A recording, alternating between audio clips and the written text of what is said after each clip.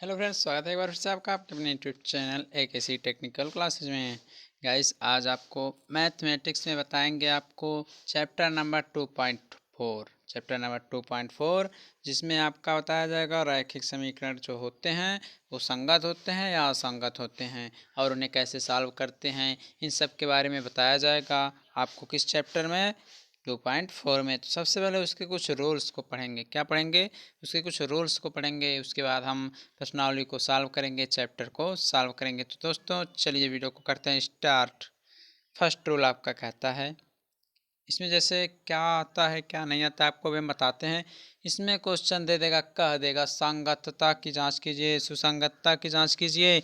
मतलब जो linear equation होते हैं वो कंसिस्टेंसी और इनकंसिस्टेंसी, मतलब उनका सॉल्व करना रहेगा। वो कंसिस्टेंसी पे आधारित है या अनकंसिस्टेंसी पर। तो चलिए देखते हैं।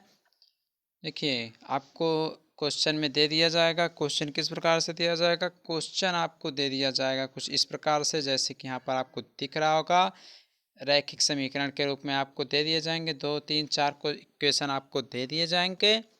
ठीक, तो कहेगा आपको सिद्ध कीजिए ये रैखिक संगत हैं या असंगत हैं, या मतलब ये सिद्ध कीजिए linear consistent and linear inconsistent हैं। तो आपको प्रूव करना पड़ेगा। तो आइए देखते हैं कैसे सॉल्व करते हैं। तो उसको सॉल्व करने के लिए सबसे पहले आपको समझना पड़ेगा कोफिशिएंट मैट्रिक्स यानी गुणांक आव्यूह क्या होता है, और ऑगमेंटेड मैट्रिक्स जिसे आप लोग संवर्धित आव्यूह बोलते हैं, ये दोनों क्या होते हैं, कैसे ज्ञात करते हैं, ये सब आपको पहले पढ़ना पड़ेगा। तो इन सब के बारे में हम बात करेंगे। तो गुणांक आव्यूह और संवर्धित आव्यूह हमने आपको पहले भी पढ़ा चुका है, लेकिन अब आपके टॉपिक पर यहाँ चैप्टर में दे दिया है तो इसको हम पढ़ा देते हैं। देखिए, गुणांक आव्यूह क्या होता है। आपको हमने बताया था अवयव से आप लोग समीकरण को सॉल्व करते थे तो क्या लिखते थे आप लोग? अवयव से जब समीकरण को सॉल्व करते थे तो लिखते थे A X is equal to B. A तो लिखते थे। तो जो ए की वैल्यू आती है, यानी जहाँ पर देखिए आप लोग जो हम मार्क कर रहे हैं, जो ए की वैल्यू आ रही है यही आपका रहता है क्या? कोफिशिएंट मैट्रिक्स होता है। यही आपका कोफिशिएंट मैट्रिक्स होता है जो आपका ये दिया गया है, जैसे ऊपर आप लोग खुद देख लीजिए। ठीक, और संवर्धित आव्यूह आर्गुमेंट मैट्रिक्स क्या होता है? तो ये आप लोग इसको यहाँ पर देखिए, होता ये है जो ए की वैल्यू आती है, ए हो जाता है उसके रेशियो में, ये जो संवर्धित आव्यूह का एक चिन्ह होता है जो रेशियो है, बी कर देते हैं। तो यहाँ पर बी की वैल्यू क्या है इस इक्वेशंस के अनुसार? यहाँ पर बी की वैल्यू D1 D2 D3 है। अभी इक्वेशन सॉल्व करेंगे तो आपको समझ में आएगा। तो यहाँ पर देखिए बी की वैल्यू D1 D2 और D3 हो गया है। तो आप लोग लिख सकते हैं आर्ग्यूमेंटेड मैट्रिक्स यानी ए रेशियो बी, उसके बाद ए की वैल्यू, उसके बाद सबके सामने रेशियो का चिन्ह लगा के D1 D2 D3 हमने कर लिया। तो गाइस, आप अगर ये सब समझ जाएंगे संवर्धित आव्यूह और गुणांक आव्यूह, तभी आप लोग आगे के क्वेश्चन सॉल्व करेंगे। और देखते हैं, अब आता है इसमें समीकरण को संगत एवं असंगत प्रूव करने के लिए। क्या ये संगत हैं या असंगत हैं? तो देखिए, यहाँ ज्ञात वाली राशियों का अगर समीकरण निकाय जो है दिया रहेगा, मतलब इक्वेशन आपको 3 4 5 इक्वेशन दे दिया जाएगा, और सबसे पहले उसे आप किस रूप में चेंज करेंगे? सबसे पहले आप उसे आव्यूह रूप में चेंज करेंगे, यानी ए एक्स बराबर बी के रूप में चेंज करेंगे। अगर अगर rho A is equal to rho A ratio B के बराबर आता है, इसके अगर बराबर आता है तो समीकरण संगत होंगे। ठीक, और इनके हल भी होंगे, इनका मतलब इनका सॉल्यूशन भी निकल कर आएगा। ठीक, अगर ये संगत हो जाएंगे तो इनका सॉल्यूशन भी निकल कर आएगा, इनके अद्वितीय हल भी होंगे। अब आपको समझ नहीं आ रहा होगा रो ए क्या है, रो ए रेशियो बी क्या है। तो आपको हम बता दें, जो रो ए है, रो ए जो है यह आपके कोफिशिएंट मैट्रिक्स का क्या है? यह कोफिशिएंट मैट्रिक्स का रैंक है, कोटि है। और यहाँ जो रो ए रेशियो बी है यह क्या है? यह आर्ग्यूमेंटेड मैट्रिक्स यानी संवर्धित आव्यूह की रैंक है, यानी कोटि है। तो कोटि आपको हमने ज्ञात करने के लिए मैथ के अन्य वीडियो में भी बता दिया है, चैप्टर में बताया है। उन सभी वीडियो का प्लेलिस्ट आप आपको डिस्क्रिप्शन बॉक्स में हम दे देंगे। लेकिन इससे अच्छा ये होगा, आप लोग चैनल पर खुद जाइएगा, प्लेलिस्ट ओपन कीजिएगा, डिप्लोमा थर्ड सेमेस्टर मैथ नाम से प्लेलिस्ट है, वहाँ पर आप लोग देख लीजिएगा। तो आपको समझ में आया होगा कि जब rho equal to rho A ratio B हो जाएगा तो यहाँ समीकरण संगत होंगे, असंगत होंगे और इनके हल भी अधिक होंगे। और अगर यही rho A is not equal rho A ratio B, मतलब इसके बराबर नहीं है, तो आपका समीकरण असंगत होगा और इसका कोई भी हल नहीं होगा। अभी क्वेश्चन सॉल्व करेंगे तो आप लोग समझिएगा। तो देखिए रो ए इक्वल टू ये जो है वह कोटि है और यहाँ पर रो ए रेशियो भी है, संवर्धित अवयव की कोटि। तो गाइस चलते हैं एक एग्जाम्पल लेकर सॉल्व करते हैं, आपको समझ में आने लगेगा। और गाइस आपको ये भी बता दें, इस चैप्टर का यानी चैप्टर नंबर 2.4 का पीडीएफ जो है आपको हमने व्हाट्सएप ग्रुप में भी प्रोवाइड करा दिया है, टेलीग्राम पर भी प्रोवाइड करा दिया है। और आप लोगों को अगर भी पीडीएफ चाहिए तो आप लोग कांटेक्ट कर सकते हैं 9919875253 पर। इस पर आप लोग व्हाट्सएप मैसेज ओनली कर सकते हैं, इस पर मैसेज आप लोग कीजिएगा। और पीडीएफ जो चाहिए आप लोग ले सकते हैं। अन्य सब्जेक्ट का भी पीडीएफ आप लोगों को हम प्रोवाइड कराते रहते हैं टेलीग्राम चैनल पर, और व्हाट्सएप पर भी हम प्रोवाइड करा देते हैं व्हाट्सएप ग्रुप में। तो आप लोग जुड़ जाइएगा, हम आपका उसका लिंक डिस्क्रिप्शन बॉक्स में दे देंगे।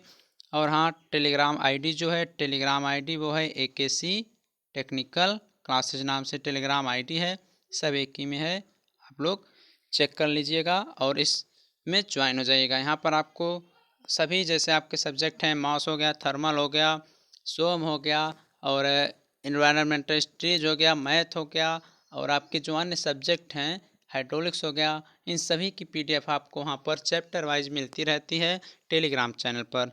उस पर आप लोग जुड़िएगा टेलीग्राम से, और आईडी यही है AKC टेक्निकल क्लासेज, आप लोग सर्च कीजिएगा तो आ जाएगा, ठीक, और उससे ज्वाइन हो जाइएगा। तो चलते हैं चैप्टर नंबर 2.3 के एक एग्जाम्पल की तरफ। देखिए चैप्टर नंबर यह 2.4 है, गलती से लिख दिया गया है, चैप्टर नंबर 2.4 स्टार्ट होगा। लेकिन उससे पहले हम एक देखेंगे क्या एग्जाम्पल। देखिए कैसे इस क्वेश्चन को, इस टाइप के क्वेश्चन को हम सॉल्व करते हैं। यहाँ पर आपको दिया क्या है, निम्न समीकरणों के निकाय की संगतता की जांच कीजिए। सबसे पहले आपको इसमें ये जांच करना है कि या ये इक्वेशंस जो दिए गए हैं वो संगत हैं या नहीं। इन मतलब ये इन सभी जो इक्वेशन दिए गए हैं ये कॉन्सिस्टेंट हैं या नहीं, ये सब कॉन्सिस्टेंट हैं या नहीं। अगर जानते हैं आप लोग, जब कॉन्सिस्टेंट होता है तो rho A equal to rho A ratio B के बराबर होता है। आपको बताया रो ए क्या है, रो ए रेशियो बी क्या है, ठीक। तो सबसे पहले तो आपको इसको प्रूव करना है। अगर ये हो जाएंगे तो आप लोग जानते हैं जब ये संगत हो जाते हैं तो इनका हल होता है, अद्वितीय हल होता है, मतलब इनके कुछ वैल्यू आती हैं। तो सबसे पहले देखेंगे ये संगत हैं या नहीं। तो सबसे पहले रूल्स क्या बताया था, रूल्स आपको ये बताया था, आप ये रूप में लिखते हैं। तो आइए लिखते हैं। तो इक्वेशन आपको दिया गया है x plus y plus z equal to 8, x minus y plus 2z equal to 6, 3x plus 5y minus 7z is equal to 14। तो सबसे पहले हम इसे लिखेंगे ax इक्वल टू b के रूप में। तो देखिए लिखते हैं, तो आप लोग जानते ही हैं जो ax इक्वल टू b होता है वही होता है आपका अवयव रूप, ठीक। तो देखिए ए की वैल्यू यहाँ पर लिख दी गई। अब ए की वैल्यू क्या है, अगर आपने अवयव रूप से समीकरण को सॉल्व करना सीखा होगा मैट्रिक्स को, तो आपको समझ में आया होगा ए क्या है। ए जो होता है, जो फर्स्ट इक्वेशन दिया गया है, सेकंड इक्वेशन दिया गया है, थर्ड इक्वेशन जो दिया गया है, इसमें जो एक्स वाई जेड के गुणांक हैं वही लिखा जाता है एलिमेंट्स के रूप में। तो देखिए फर्स्ट इक्वेशन की बात करें तो सब में 1 into x, 1 into y, 1 into z है। तो इसकी जगह फर्स्ट रो में आपका लिख दिया गया 1 1 1। और यहाँ यक्स जो है, यक्स का मतलब होता है फर्स्ट रो में यक्स, सेकेंड रो में वाई, थर्ड रो में जेड। तो यहाँ पर देखिए उसको हमने लिख दिया है। उसके बाद इधर बी का मतलब क्या होता है, बी का मतलब ये होता है इक्वेशन के बराबर जो लिखा जाता है, चर लिखे जाते हैं, अचर लिखे मतलब जैसे 8 हो गया, 6 हो गया, 14 हो गया, इसको हम यहाँ पर लिख देते हैं 8 6 14। तो फर्स्ट इक्वेशन से आपका 1 1 1 मिला। सेकंड इक्वेशन में देखिए 1 है, यहाँ पर -1 है और यहाँ पर +2 है, तो 1 -1 और 2 लिखा। थर्ड इक्वेशन में 3 5 -7 है, तो 3 5 -7 लिखा। अब इसी को हमें सॉल्व करना है, तो कैसे करेंगे।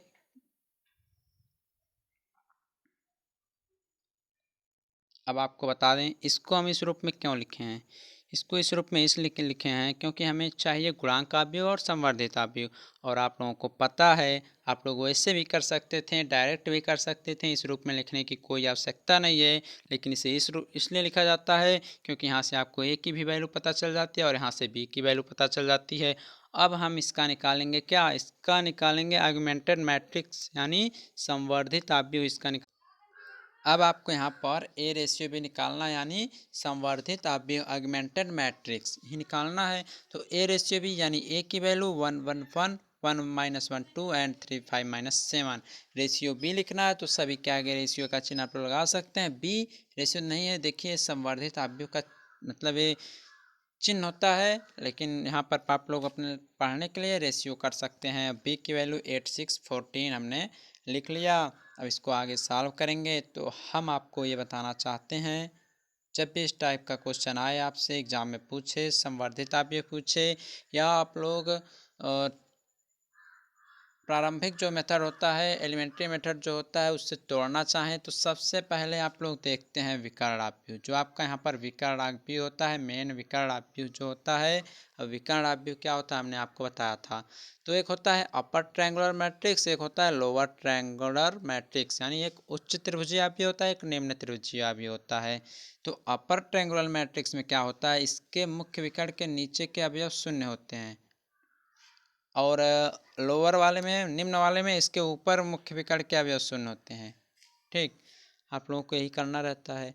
तो जब अपर में चेंज करना रहता है तो नीचे आपको जीरो लाना पड़ता है। और इस टाइप के जो क्वेश्चन आएंगे आपके एग्जाम में, उसको भी कुछ इसी फॉर्म में आपको मतलब रो को, C1 कॉलम को सब घटा कर लाना पड़ेगा आपको। किस रूप में, अपर ट्रायंगुलर मैट्रिक्स यानी उस त्रिभुजीय आव्यूह में। तो आइए इसमें देखते हैं क्या हम करने वाले हैं। इसमें आप लोग देखिए, अगर हम कर दें R2 को चेंज कर रहे हैं तो R2 माइनस R1, R2 को कर रहे हैं R2 माइनस R1। तो यहाँ पर देखिए जब R1 आपका ये है, R1 ये है और R2 आपका ये है। ठीक, तो R2 माइनस R1 कर रहे हैं तो R2 यहाँ पर 0 है और R2 यहाँ पर 1 है और R1 भी 1 है। तो R2 की फर्स्ट वैल्यू क्या हो जाएगी, 0, जैसा कि हमने देखिए यहाँ पर नीचे किया है। तो देखिए जब हम यहाँ पर नीचे किए हैं R2 माइनस R1 को, तो देखिए R1 को तो पहले लिख लिया और R3 को भी हमने लिख लिया, R1 और R3 को लिख लिया। R2 को निकालना है तो R2 को करेंगे R2 माइनस R1 में। तो R2 माइनस R1 यानी यहाँ R2 1 है और यहाँ पर 1 है, तो R2 में फर्स्ट एलिमेंट 0 और यहाँ पर R2 में -1 है और यहाँ पर +1 है, तो -1 यानी -2 और यहाँ पर 2 है, R2 और R1 1 है, तो 2 -1 यानी आपका यहाँ पर लिख दिया क्या, 1। उस प्रकार से इसमें जो बी वाला इसे भी करेंगे तो 6 -8 यानी -2, तो आपका यह हो गया क्या, R2। तो आप लोग सोच रहे होंगे हम इसे जान कैसे जाते हैं कि हमें यही करना है। तो आपको हमने बता दिया ना कि अपर ट्रायंगुलर मैट्रिक्स में चेंज करना है। और हाँ, ये आपके प्रैक्टिस पर निर्भर करेगा, जितने ज़्यादा आप लोग मैथ की प्रैक्टिस करेंगे आपके लिए उतना ही आसान होता जाएगा। तो गाइस इसे इस प्रकार चेंज कर लिया, हमें एक 0 मिल गया। अगर कहीं से 3 और 5 की जगह भी हमें 0 मिल जाता है तो शायद आपका क्वेश्चन सॉल्व हो जाएगा। तो आइए देखते हैं। अब यहाँ पर आपको क्या दिख रहा है, यहाँ पर आपको R3 में दिख रहा है 3, R3 में यहाँ पर आपको 3 दिख रहा है ना। और R1 में क्या दिख रहा है, R1 में 1 दिख रहा है, R1 में 1 दिख रहा है और R3 में 3। तो यहाँ से जब 3 -3 हो जाएगा तो 0 हो जाएगा। तो आइए देखिए उसे हम किस रूप में चेंज करते हैं। ठीक, तो देखिए करेंगे R3 को R3 - 3 R1 में। तो देखिए R1 और R2 को तो लिख लेंगे हम, R3 को हम चेंज कर रहे हैं तो R3 आपका 3 5 -7 और 14 है। तो R3 क्या है, R3 - 3 R1 यानी R1 का फर्स्ट एलिमेंट जो है वो 3 है, माइनस और 3 R1 तो R1 1 है, तो 3 × 1 यानी 3 - 3 क्या हो जाएगा, 0। उसी प्रकार से आगे भी करेंगे तो 5 - 3 R1 यानी 5 - 3 यानी हो जाएगा 2। उस प्रकार से यहाँ 7 उसके बाद -3 यानी -10, उसके बाद यहाँ 14 - 3 इंटू 8 24, यानी ये भी -10 हो जाएगा। तो आप लोग यहाँ पर क्या देख रहे हैं, आप लोग यहाँ पर ये देख रहे हैं धीरे धीरे यह जो है इक्वेशन, मतलब ये जो आपका आव्यूह है यह अपर ट्रायंगुलर मैट्रिक्स में चेंज हो रहा है। तो इसमें देखिए यहाँ पर 0 आ गया, यहाँ पर 0 आ गया। अब ये जो 2 बचा हुआ है इसको भी हमें 0 करना है। तो आइए इसको भी कर लेते हैं। तो कैसे करेंगे, यहाँ पर आपको दिख रहा है ऊपर -2 है और नीचे +2 है। अगर हम R3 को कर दें R3 + R2 तो क्या होगा, देखते हैं। देखिए यहाँ पर R3 को हमने कर दिया R3 + R2, तो हमें मिल गया R1 और R2 को लिखा, R3 लिखना है तो 0 + 0 करेंगे फर्स्ट एलिमेंट में तो यहाँ पर 0 होगा। उसके बाद 2 - 2 करेंगे तो 0 हो जाएगा, और यहाँ पर -10 और +1 करेंगे तो -9 होगा, और यहाँ पर -10 उसके बाद -10 है, उसके बाद प्लस के चिन्ह, फिर -2 है, तो -10 और -2 क्या होगा आपका, हो जाएगा -12। तो यहाँ पर लिख दिया हमने -12। अब इसको देखते हैं क्या करना है। अब यह जो है आपका, तो यहाँ सब कुछ हो जाएगा। तो आपको किस रूप में मिल गया, आपको देखिए बताया था हमने, जो अपर ट्रायंगुलर मैट्रिक्स होता है उसके विकर्ण के नीचे के एलिमेंट्स शून्य हो जाते हैं। देखिए यहाँ पर आपको क्या मिला, 1 -2 और -9 आपके विकर्ण हो गए, तो इसके नीचे के एलिमेंट्स शून्य हो गए, यानी यह अपर ट्रायंगुलर मैट्रिक्स में चेंज हो गया। तो इसकी अब हमें कोट निकालनी, इसकी रैंक निकाल लेनी है। तो इसकी रैंक क्या होती है, हमने आपको बताया था, जब भी इस टाइप में रहे तो उसकी रैंक होती है अशून्य पंक्तियों की संख्या के बराबर, यानी नॉन जीरो रो के बराबर होती है। ठीक, तो यहाँ पर देखिए फर्स्ट में भी 0 मतलब अशून्य है, सेकंड भी अशून्य है और थर्ड भी अशून्य है, क्योंकि इसमें -9 आ गया है। तो इसमें कोटि जो होती है वो अशून्य पंक्तियों की संख्या के बराबर होती है, यानी 1 2 3। तो इसकी कोटि जो हो जाएगी, रैंक जो हो जाएगी वह 3 आ जाएगी। आप लोग लिख सकते हैं रो ए = 3। ओके, तो इसका आ गया 3, सॉरी यहाँ पर रो ए नहीं, रो ए रेशियो भी आया है, क्योंकि यह संवर्धित आव्यूह निकला है। यह आ गया 3। इसमें आपको संवर्धित आव्यूह की कोटि पता चल गई, जो कि कितनी है, 3। अब आपको हम बता दें, क्वेश्चन में कहा था संगतता की जांच कीजिए, तो उसमें ये बताया था हमने आपको, जब रो ए = हो जाता है रो ए रेशियो बी, तब आपका क्वेश्चन प्रूव हो जाएगा। तो आइए ए रेशियो बी तो निकल चुका है, जो कि 3 आया। अब रो ए निकालते हैं। रो ए क्या है, हमने आपको बताया गुणांक आव्यूह बोल सकते हैं, कोफिशिएंट मैट्रिक्स। तो ए की वैल्यू आपका यहाँ पर लिख दिया हमने, और इसमें देख रहे हैं आपको इसकी भी कोटि इस क्वेश्चन के, मतलब जो यहाँ पर आया है आपका गुणांक आव्यूह। अब आपको एक बात और ध्यान देना है, यहाँ पर ध्यान ये देना है, जो आपने सबसे पहले लिखा था AX = B, उस ए वाले को हम नहीं लिखेंगे यहाँ पर। जो आपका संवर्धित आव्यूह निकालने पर आया है ए रेशियो बी में, उसको हम लिखेंगे ए का गुणांक के रूप में। तो ए की वैल्यू आपकी देखिए यही तो है, 1 1 1 0 -2 1 और 0 0 -9। तो इसको यहाँ पर हम लिखेंगे, इसी को हम यहाँ पर लिखेंगे। तो इसमें आपको बता दें, तो गुणांक आव्यूह जो आएगा वह आएगा 3, मतलब इसकी भी जो कोटि रहेगी वह आ जाएगी 3। अब हम आपको एक बात और बताना चाह रहे हैं। अब आप लोग ये कहेंगे कि तो हमेशा वो जो संगत ही हो जाएंगे, क्योंकि जो ए की वैल्यू आ रही है, अगर ये 0 नहीं हो रहा है तो और इसकी वैल्यू 3 हो जाएगी। ठीक, यही तो आपको कहेंगे हमेशा।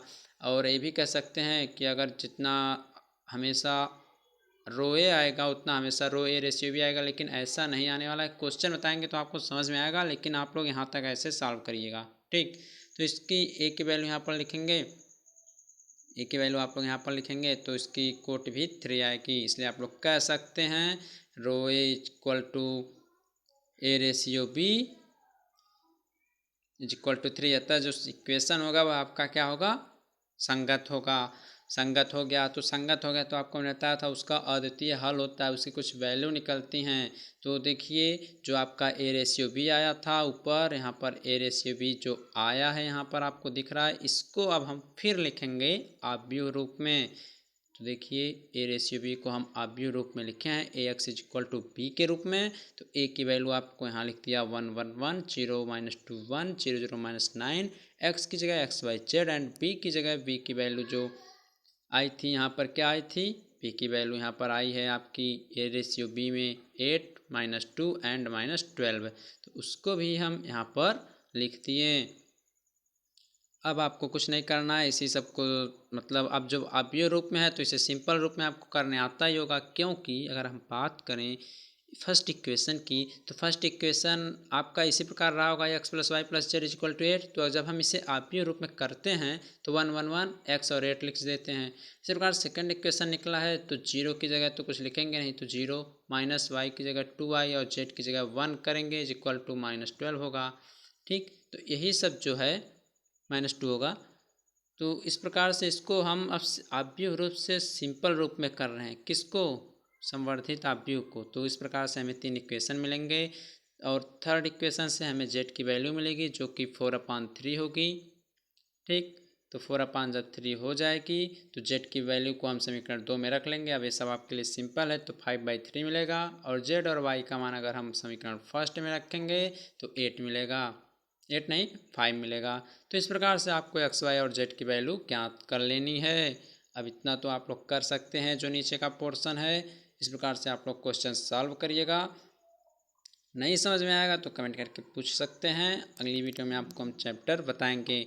आप लोग टेलीग्राम से जुड़ जाइएगा, व्हाट्सएप ग्रुप से जुड़ जाइएगा। टेलीग्राम आईडी है एक ऐसी टेक्निकल क्लासेज। व्हाट्सएप ग्रुप में हम आपको लिंक डिस्क्रिप्शन बॉक्स में दे देंगे, आप लोग वहाँ से ऐड हो जाइएगा। वहाँ पर हम PDF प्रोवाइड करते रहते हैं।